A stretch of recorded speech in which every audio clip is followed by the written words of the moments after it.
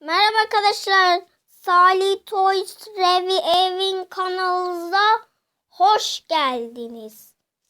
Şimdi görmüş olduğunuz kırmızı Arçelik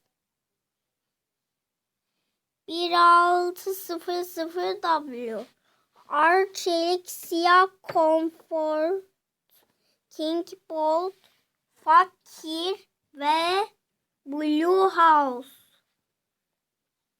Biraz sonra görüşürüz arkadaşlar. Bay bay.